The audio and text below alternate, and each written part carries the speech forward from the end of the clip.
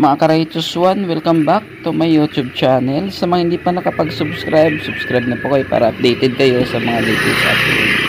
So yung pinaka-latest ngayon dito mga Karaytos One sa pagsibol 4B, naggagapas na sila ng mga damo. So maganda kasi kung titingnan mo, malinis na eh. Lalo ngayon, tag-tag ulan na. So mabilis yung pagtubo ng damo. Ang yun nga lang, hindi pa tapos, pero continuous yung paggagapas.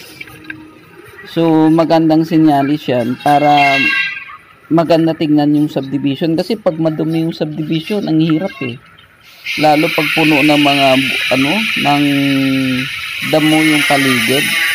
So parang lumang-luma tingnan yung village, pero ang maganda lang dito, may maintenance na sila para gapasin yung damo sa paligid. Lalo yung mga bahay dito na hindi naman lagi pinupunta ng may-ari. So yun, nakakatulong din na gapasin yung mga damo. So tulad niyan yung damo medyo mahaba na. Ang dito nga lang kasi dito sa mga pasyalan tulad nito hindi nga lang nagkakaroon pa ng maintenance. So maganda sana kung yung mga tulad ditong palaruan ng bata na to is ma-maintain yung paglinis, yun pagdadamo. So para siyang hindi laruan para siyang ayan tulad niya maganda sana, kaso kulang nga lang siya sa linis. So sana ma-maintain yung linis para maganda yung village na to.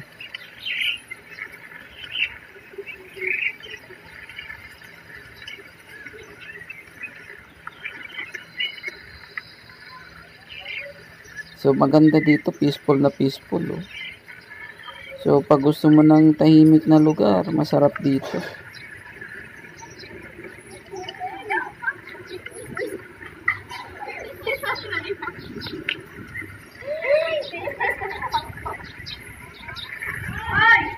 Hindi pa nga lang lahat ng bahay dito may tao.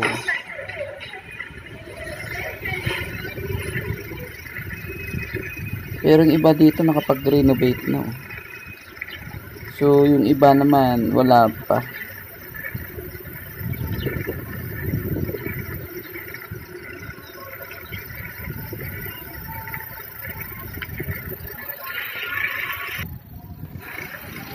Ayan, isa sa mga napansin ko dito sa ngayon, wala na masyadong aso na pagala-gala. So maganda yan para kasi ang problema pag maraming aso sa kalsada, yung gusto mo mag-jogging, hindi ka makapag-jogging kasi hahabulin ka ng aso. Pero ngayon, wala na ako masyadong nakikitang mga aso sa daan. So pag nag-jogging ka dito, ayos kasi yung mga aso parang nakatali na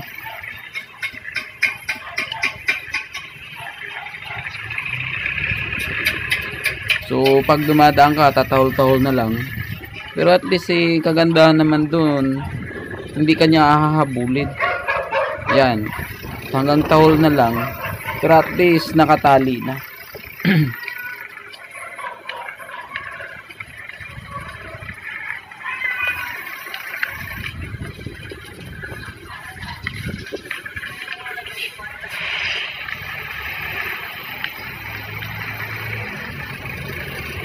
Dito pag ang kagandahan dito, halimbawa hindi ka residente dito, tapos mayroon kang motor, papasok ka doon sa gwardiya pa lang, kinukuha na nila yung lisensya bago ka pumasok. So maganda, at least yung mga nakatira sa village ng pagsibol 4B safe sila kasi kilala kumbaga monitor nila yung taong pumapasok. Ganda sana nito problema lang talaga hindi nalilinisan. So